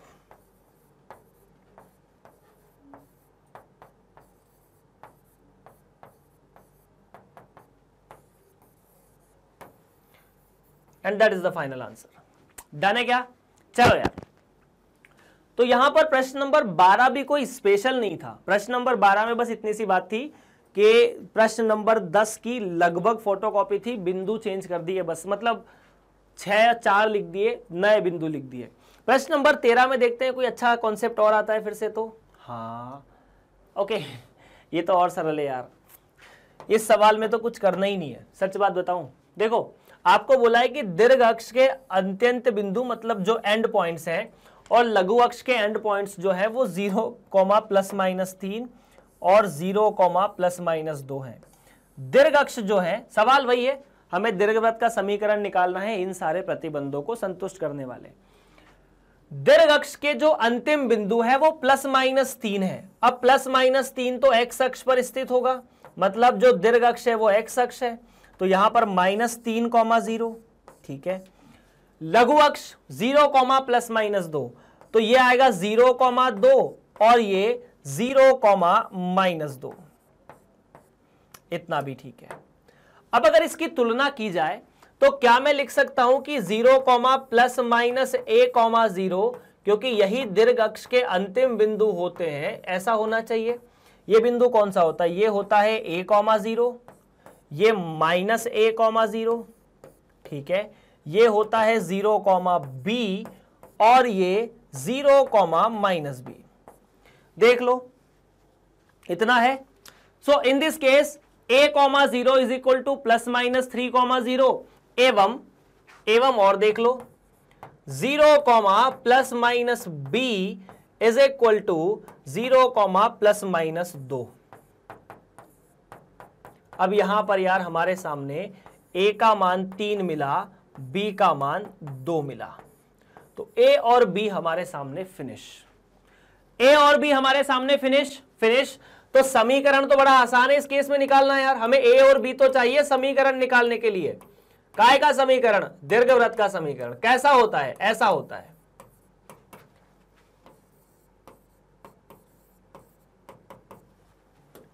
डन है? बिल्कुल डन है। तो देखो यार, x का वर्ग बटा a का वर्ग मतलब x का वर्ग बटा 9 प्लस y का वर्ग बटा 4 बराबर 1, and that is the final answer in this case. Done है सर जी? बिल्कुल डन है। तो ये तो और सरल था मतलब। चलो ठीक है, और देखते हैं। मतलब यार ये तो सवाल बहुत सिंपल सिंपल है, अपन तो समझ रहे थे कठिन कठिन आएंगे। नहीं, ऐसे नहीं आएंगे, कठिन कठिन नहीं आएंगे, आपको सिंपल सिंपल सवाल ही आने वाले हैं परीक्षा में भी। खूब से खूब विविध प्रश्नावली के सवाल अगर आते हैं तो टफ हो सकते हैं, या फिर एनसीईआरटी एग्जाम्पलर के सवाल आते हैं तो टफ हो सकते हैं। एनसीईआरटी के सवाल टफ नहीं होते। वही है, अब दो प्रतिबंध नए दिए हैं, समीकरण ज्ञात करना है। समीकरण है दीर्घ अक्ष के अंतिम बिंदु, मतलब दीर्घ अक्ष के जो अंतिम बिंदु है और लघु अक्ष के जो अंतिम बिंदु है। तो देखो यार सीधी सीधी बात है, ये ऐसा दीर्घवृत्त होना चाहिए, मतलब यहां बी ए से बड़ा होना चाहिए, क्योंकि आपको बोला है कि दीर्घ अक्ष के जो अंतिम बिंदु है वो है 0, ±√5, ऐसा कुछ, ठीक है। और मतलब ±√5 मतलब यहां पर तो +√5 और यहां पर -√5,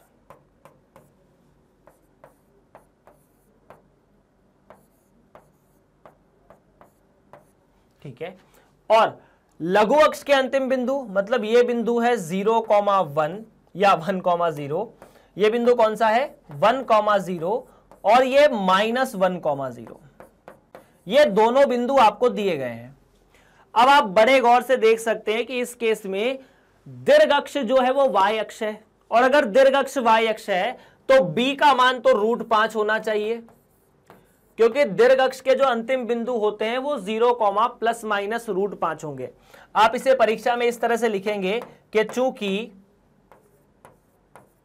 दीर्घ अक्ष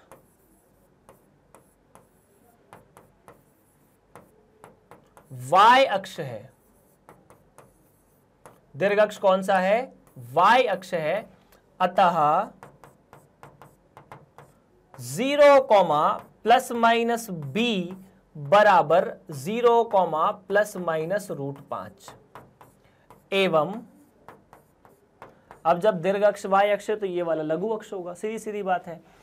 +-a,0 बराबर +-1,0। तो यार b और a का मान मिला √5 और 1, ठीक है। तो यहां से a बराबर 1, b बराबर √5, और यहां पर हो चुका है समीकरण समाप्त। क्या होता है, x का वर्ग बटा a का वर्ग प्लस y का वर्ग बटा b का वर्ग बराबर 1। x का वर्ग बटा a का वर्ग मतलब 1, y का वर्ग बटा b का वर्ग मतलब √5 का वर्ग। तो यहां से मिला x का वर्ग बटा 1 प्लस y का वर्ग बटा 5 बराबर 1। And that is the final answer of your question. बिना किसी समस्या के, बिना किसी परेशानी के बता दो फटाफट। अगर कोई परेशानी है, कोई दिक्कत है तो इसे दूर करने की जिम्मेदारी हमारी है।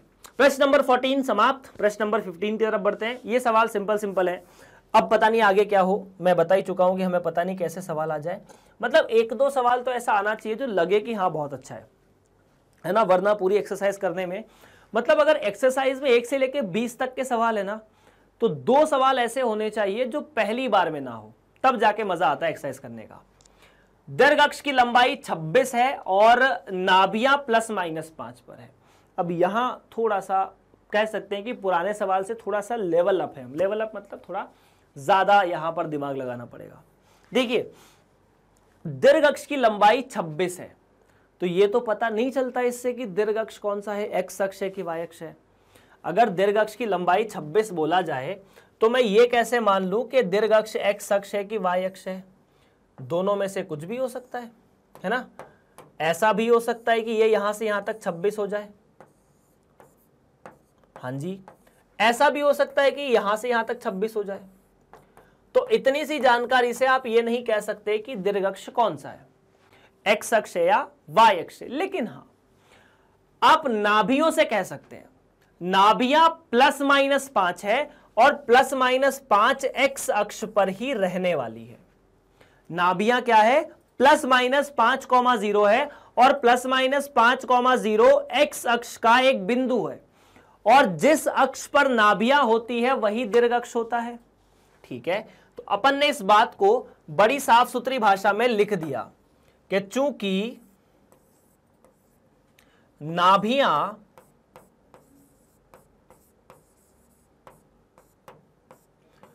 प्लस माइनस 5,0 दीर्घ अक्ष पर, या यूं समझ लो 5,0 एक्स अक्ष पर स्थित है, क्योंकि ये जो बिंदु है वो कहां स्थित होता है, एक्स अक्ष पर 5,0 पर स्थित है।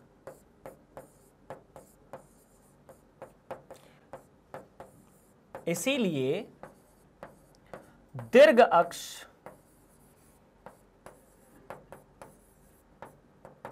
एक्स अक्ष होगा। बात खत्म। क्या होगा, दीर्घ अक्ष एक्स अक्ष होगा। और अगर एक्स अक्ष दीर्घ अक्ष है तो सीधी सीधी बात है 2a की जो लंबाई है वो 26 के बराबर है, तो a की लंबाई 13 के बराबर, a का मान 13 है ना, क्योंकि एक्स अक्ष पर है तो यहां से यहां तक जो दीर्घ अक्ष की लंबाई है वो 2a के बराबर। ठीक है, a का मान 13। और उसके बाद नाभियां भी दी हुई है, कितनी, प्लस माइनस 5। और हमें पता है कि नाभियां कितनी होती है सर, नाभियां होती है प्लस माइनस AE,0, यही होती है ना।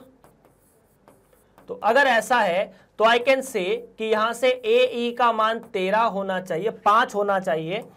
और क्योंकि ये 5 के बराबर दिया है ना सवाल में, कितना, 5 के बराबर, AE का मान 5 के बराबर, तो सीधी सी बात है E का मान 5/13। अगर आपको याद हो तो हमने पहला सवाल ऐसे ही किया था, a का मान 13 आया था, e का मान 5/13 आया है। और चूंकि यहां पर a का वर्ग b के वर्ग से बड़ा है, क्यों a का वर्ग b के वर्ग से बड़ा है, क्योंकि दीर्घ अक्ष x अक्ष है। अगर दीर्घ अक्ष x अक्ष है तो चूंकि a का वर्ग b के वर्ग से बड़ा है, मैं इसीलिए लिख सकता हूं कि e का जो मान है 1/b का, या 1 माइनस b का वर्ग बटा a का वर्ग होना चाहिए।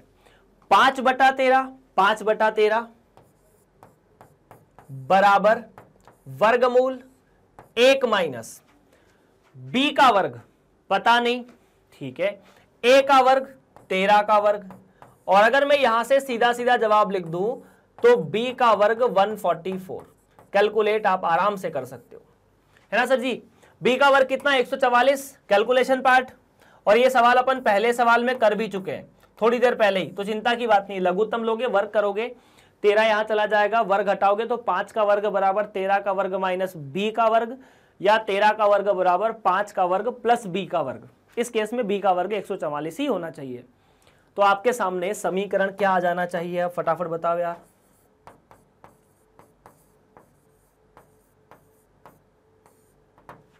समीकरण x का वर्ग बटा a का वर्ग प्लस y का वर्ग बटा b का वर्ग बराबर 1।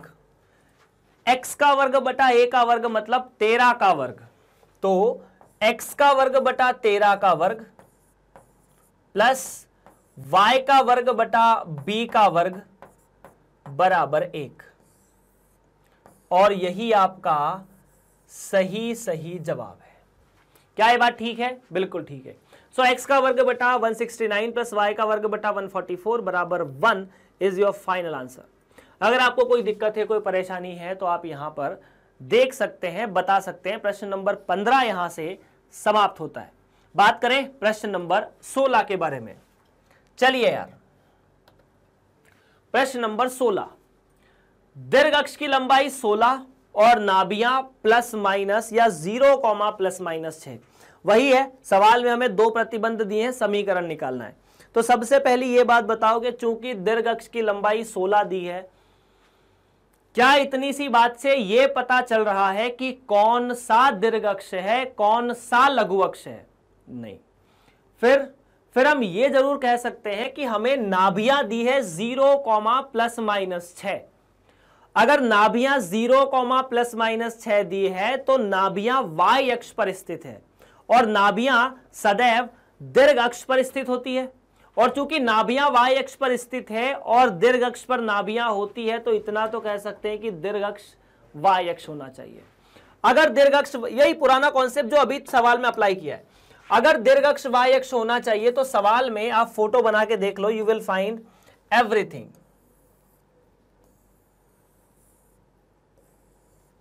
ठीक, ओके। देखो ये यहां से यहां की लंबाई आपको 16 दी है ना। अब अपन सवाल को ना थोड़ा सा जल्दी भी कर सकते हैं कि 2b की लंबाई सर 16 के बराबर है, तो b बराबर 8, ठीक है। ये जो बिंदु होता है वो नाभि होती है, जिसे अपन बोलते हैं AE, जो कि दी है 6 के बराबर, है ना। AE बराबर किसके, या AE नहीं BE, कितना BE, 0, प्लस माइनस BE होता है ना, 0, BE, 0, minus BE। So in this case B का मान 8 है, तो E का मान 6/8 मतलब 3/4, ये भी ठीक है। E का मान कितना, 3/4। अगर E का मान 3/4 है, सुनना मेरी बात को ध्यान से, E का मान 3/4 है, सो क्या मैं लिख सकता हूं कि E के बारे में जानकारी क्या है, 1 माइनस, बताओ B बड़ा कि A बड़ा। अगर ये फोटो बना रहे हैं तो जाहिर सी बात है यहां पर B का वर्ग A के वर्ग से बड़ा ही होना चाहिए, B का वर्ग A के वर्ग से बड़ा होना चाहिए। बात तो पहली ये है। दूसरी बात यह है कि अगर E लिखते हैं तो यहां पर जो छोटा है बटा जो बड़ा है वो आता है, ठीक है। तो E बराबर A का वर्ग, A का वर्ग मतलब पता नहीं, ठीक है। B का वर्ग मतलब 8 का वर्ग 64, और यार इसे ना अपन 3/4 लिख सकते हैं ना, कोई समस्या थोड़ी ना है, ठीक है। तो बढ़िया सवाल है तो यार, 3/4 मतलब कैलकुलेशन साफ साफ तौर पे नहीं हो रहा, 64 माइनस A का वर्ग बटा 8, ठीक है। ये इधर से इधर गया, ठीक है। तो 2 बचा, सीधी सीधी बात है। तो 6 बराबर √64 माइनस A का वर्ग। अब एक बात बताओ, A का वर्ग करेंगे तो 36, तो A का वर्ग आ जाएगा 64 माइनस 36, 4 में से 6 गए तो 8 बचे, ठीक है। और 64 में से फिर या 64 की जगह यहां 5 बच जाएगा, 5 में से 3 गए तो 2 बचे। A का वर्ग 28, B का मान 8, तो क्या यहां पर मैं समीकरण को साफ साफ तौर पे लिख सकता हूं? क्या समीकरण है x का वर्ग बटा a का वर्ग प्लस y का वर्ग बटा b का वर्ग बराबर 1।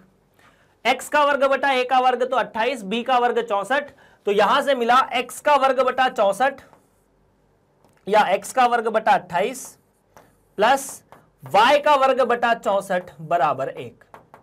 ठीक है क्या हम लोग एक बार फिर से कैलकुलेशन को चेक करने की कोशिश कर लेते हैं। दीर्घअक्ष की लंबाई 16 थी, तो b का मान 8 और नाभियां 0, प्लस माइनस 6, तो b गुणा e बराबर 6, तो b का मान 8 है, तो 3/4 e का मान मिला, 3/4 e का मान मिला, तो यहाँ 64 तो b का वर्ग था ही, ठीक है। हमने a के वर्ग से इसको काटा, तो 64 माइनस a का वर्ग बिल्कुल सही है, तो a का वर्ग बचा 28।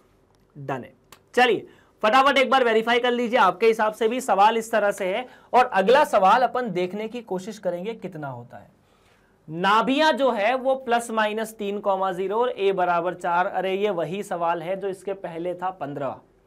a का मान 4 दिया है, मतलब 2a का मान 8 दिया है, हमको तो a का मान चाहिए था।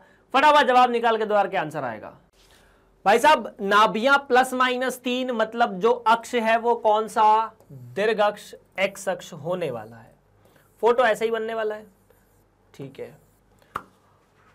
उसके बाद a जो है वो 4 है, मतलब यहां से यहां की जो दूरी होती है वो a होती है, जिसका मान 4 है। इसे हम अर्ध लघु अक्ष भी कहते हैं। अर्ध लघु अक्ष की लंबाई, क्योंकि दीर्घ या अर्ध दीर्घ अक्ष की लंबाई, दीर्घ अक्ष की लंबाई 2a, तो अर्ध दीर्घ अक्ष की लंबाई a। हमें a निकालना था, हमारे पास a है। अब अगर ऐसा फोटो है तो नाभियां जो होती है वो AE होती है, यही होता है। अब नाभियां प्लस माइनस 3,0 है, तो AE का मतलब तो 3 आ जाना चाहिए, E का मतलब 3/4 हो जाना चाहिए। क्या मेरी बात आपको क्लियर है? अगर क्लियर है तो फटाफट बताओ। अगर E का मान 3/4 है तो अब क्या आप लोग अब क्या आप लोग यहां से b निकाल सकते हैं? बिल्कुल। b निकालने के लिए आपको e के इस सूत्र का प्रयोग करना पड़ेगा। इस सूत्र का प्रयोग क्यों करना पड़ेगा? क्योंकि यहां पर a बड़ा है b से। सवाल में साफ साफ बोला है कि नाभियां जो है वो x अक्ष पर स्थित है। अगर नाभियां x अक्ष पर स्थित है तो इस केस में जो b का मान है वो छोटा होगा, a का मान बड़ा होगा, है ना जी। यहां b का वर्ग छोटा है a के वर्ग से, तो ये 3/4, ठीक है, बराबर वर्गमूल 1 माइनस b का वर्ग तो नहीं पता, ठीक है, वास्तव में नहीं पता, लेकिन a का वर्ग पता है 16, इतना ही है ना, ठीक है।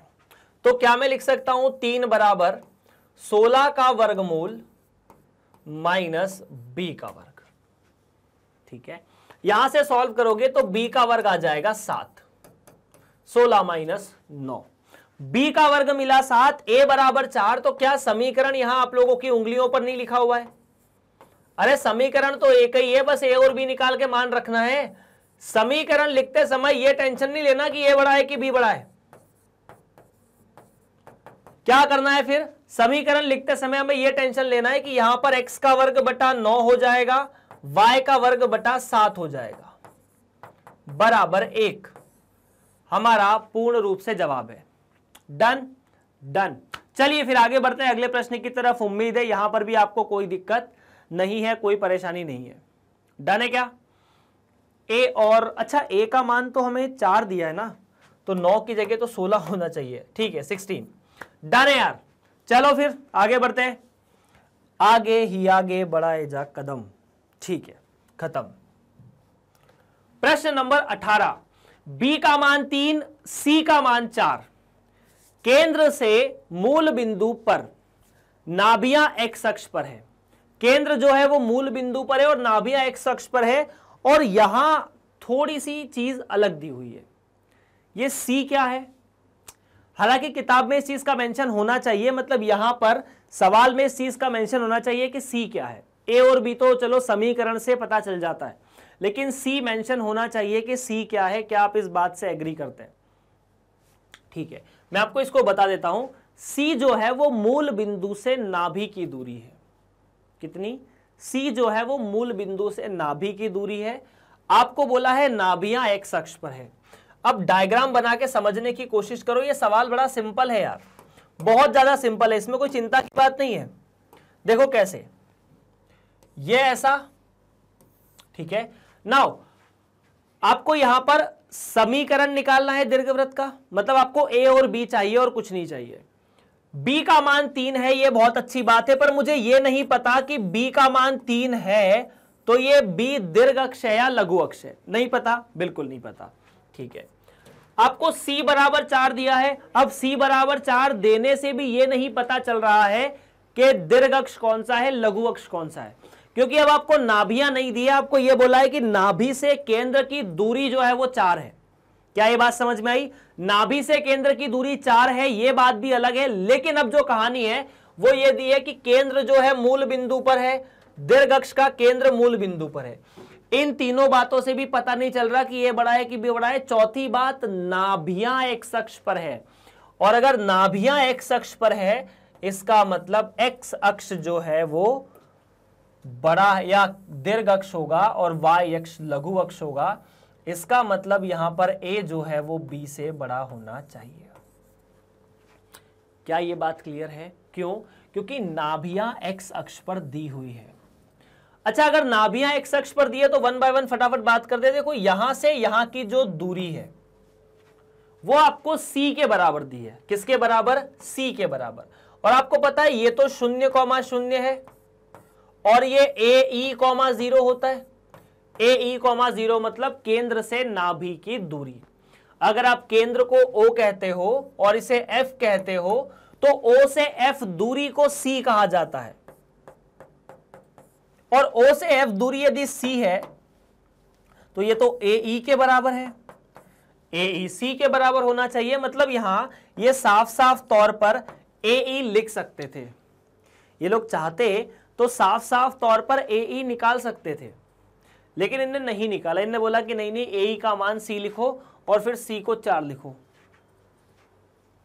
अब इस प्रश्न में एक समस्या है गुरु। समस्या क्या है उसे देखो। समस्या ये कि जब ऐसा सवाल हम लोग करते थे तो ए पता होता था, जितने भी सवाल किए उसमें ई निकल जाता था। यहाँ ऐसा नहीं है। खैर कोई बात नहीं है तो हम ई के सूत्र से ही आगे बढ़ने की कोशिश करेंगे। क्या आपको पता है कि ए का वर्ग बी के वर्ग से बड़ा है?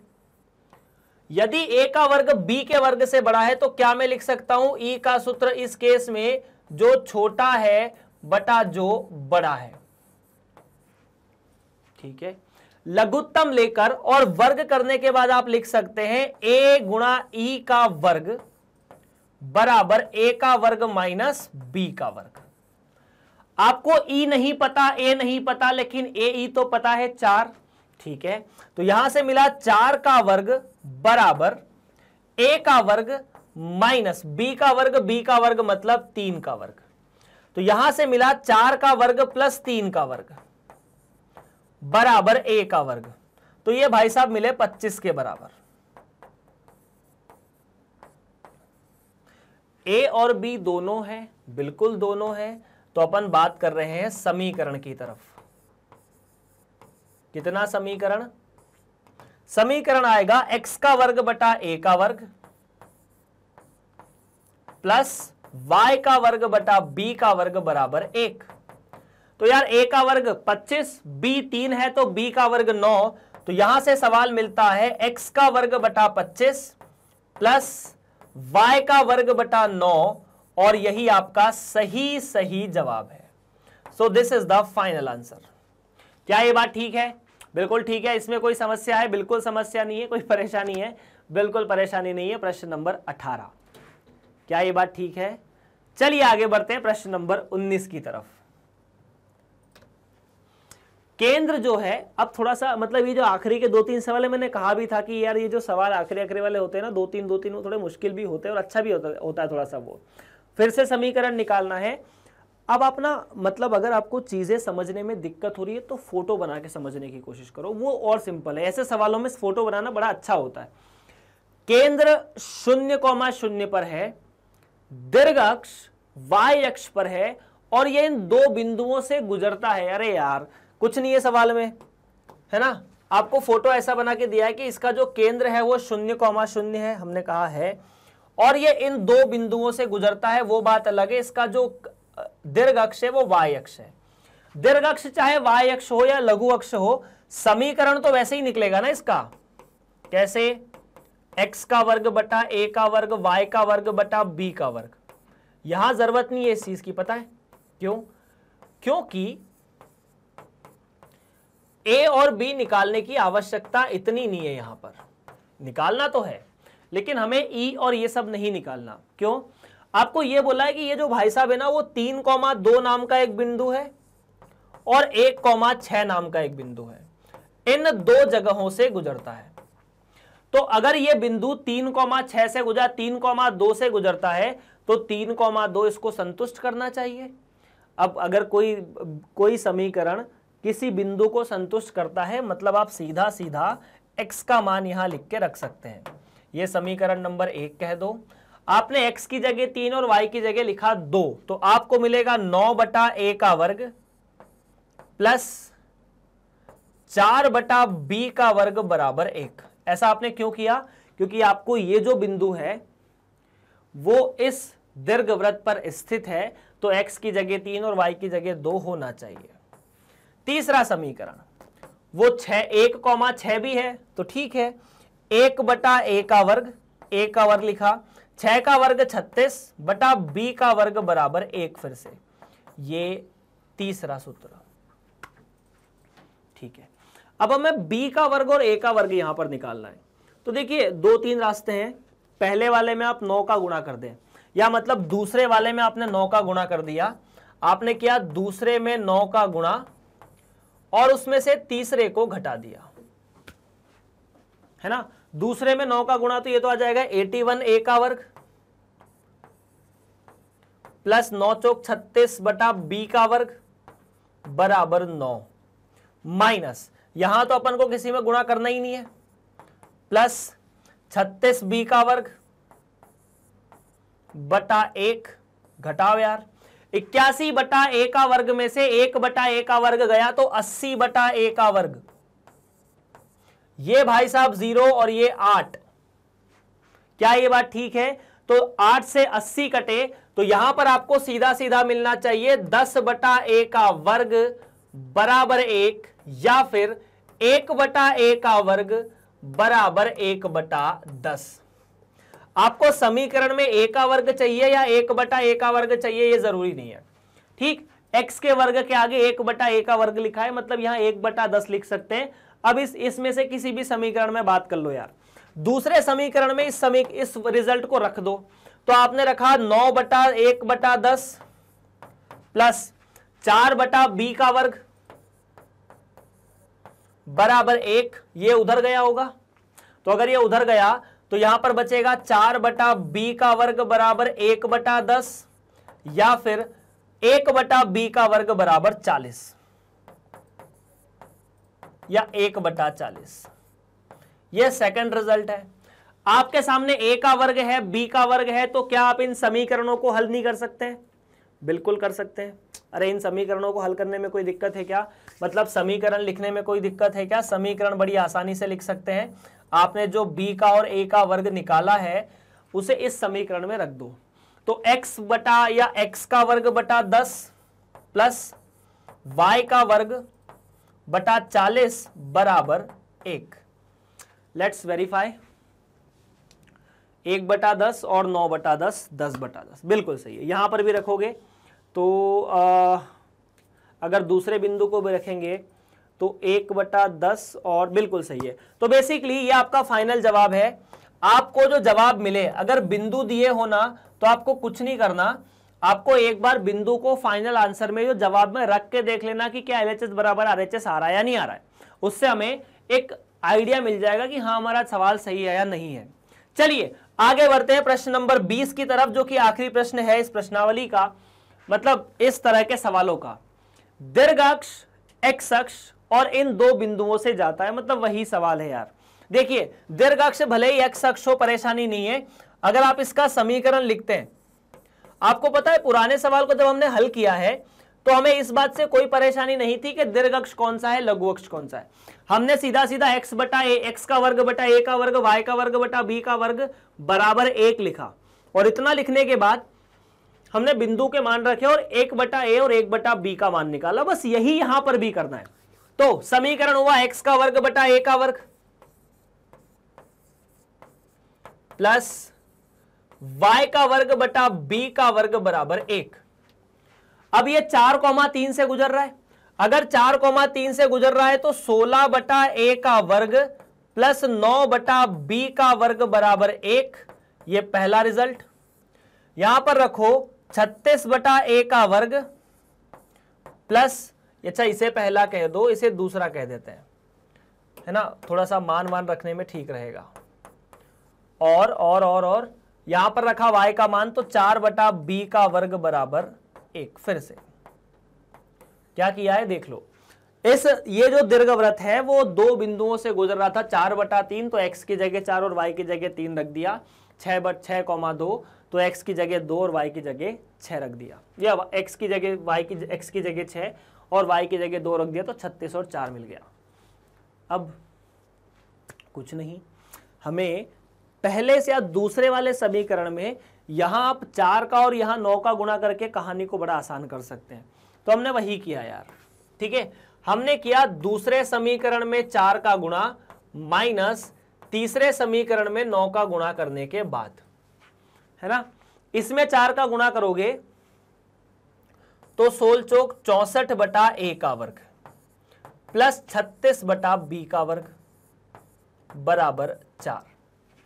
अगर मैं यहां पर 9 का गुणा करता हूं, ठीक है, तो 36 का 9 में गुणा करना थोड़ा सा मुश्किल, एक बार करके देख लेते हैं। 36 गुणा 9 मतलब 360 में से 36 को घटाना है, सीधी सीधी बात तो ये भी है। 326 आना चाहिए। एक बार कैलकुलेट कर लेते हैं, 324 आना चाहिए। 5 और 9 त्या 27, 27 और 5 32, बिल्कुल सही है। 3 2 4, ठीक है। इसको ऐसे भी देख सकते हैं कि 360 का 10 में गुणा करो, है ना। इसमें 9 का गुणा करना पड़ेगा, इसमें 4 का गुणा करना था ना। दूसरे वाले में 4 का गुणा किया, यहाँ 9 का गुणा किया। इसको ऐसे भी देख सकते हैं कि 360 में 10 का गुणा करो, या 36 में 10 का गुणा करो, 360, उसमें से एक बार 36 घटा दो तो 360 माइनस 36, 360 में से 30 गए तो 330, फिर 6 गए तो 324।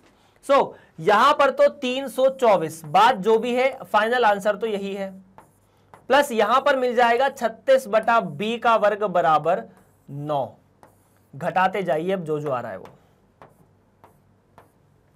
देखो यार 64 में से 324 चले गए, ठीक है, तो अपन 324 में से 64 घटा लेते हैं, वो थोड़ा सरल रहेगा। यहां पर 12 तो 6 और यहां पर 2 तो 260, ठीक है।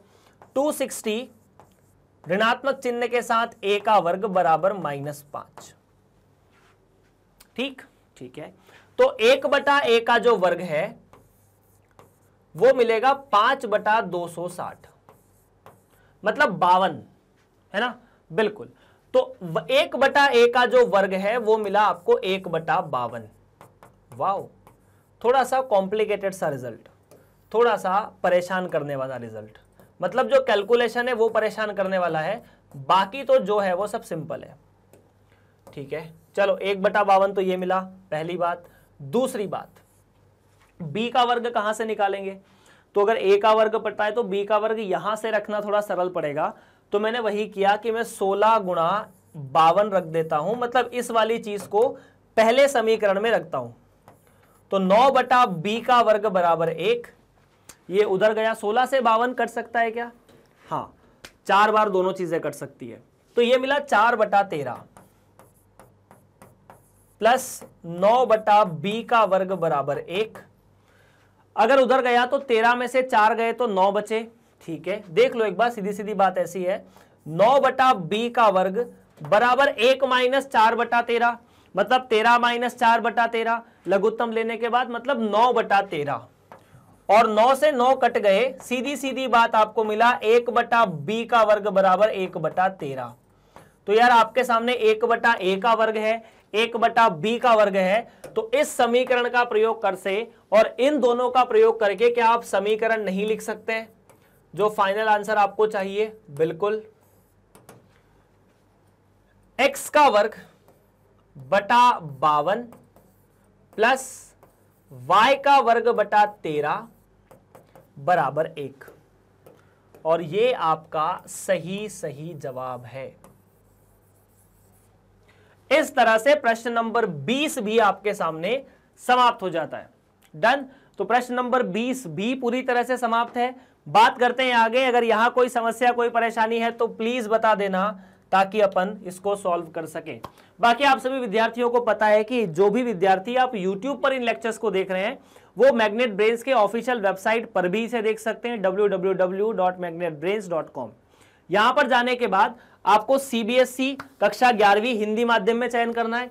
जैसे आप कक्षा 11वीं हिंदी माध्यम चयन करेंगे, आपको गणित विषय के NCERT दिख जाएगी, उस पर क्लिक करेंगे तो आपको यहां पर NCERT आधारित सारा पाठ्यक्रम दिख जाएगा। इसमें आपको परिचय, वरिचय, अध्यायों के नाम दिख जाएंगे। जो अध्याय आपको पढ़ना है उस पर क्लिक कीजिए। जितने वीडियो में वो अध्याय खत्म हुआ है वो सारे मिल जाएंगे आपको वहां पर। जो वीडियो आपको पढ़ना है क्लिक करके तुरंत पढ़ लीजिए। चलिए, इस तरह से वो खुल जाएगा। बाकी आप सभी को पता है कि 6ठी से लेकर 12वीं तक जितनी भी आपकी स्कूली शिक्षा है वो मैग्नेट ब्रेन्स और मैग्नेट ब्रेन्स हिंदी पूरी तरह से मुफ्त पढ़ाता है। चाहे आप किसी भी राज्य से हो, हिंदी या अंग्रेजी किसी भी बोर्ड से हो, फर्क नहीं पड़ता, आपकी पूरी शिक्षा यहाँ पर कराई जा रही है, वो भी बिल्कुल पूरी तरह से मुफ्त। तो आपको क्या करना है, इस वीडियो को सबसे पहले लाइक करना है, शेयर करना है अपने दोस्तों के साथ, और सब्सक्राइब चैनल को ज़रूर करना है। मिलते हैं आप सभी से अगली कक्षा में। आप सभी का बहुत बहुत धन्यवाद।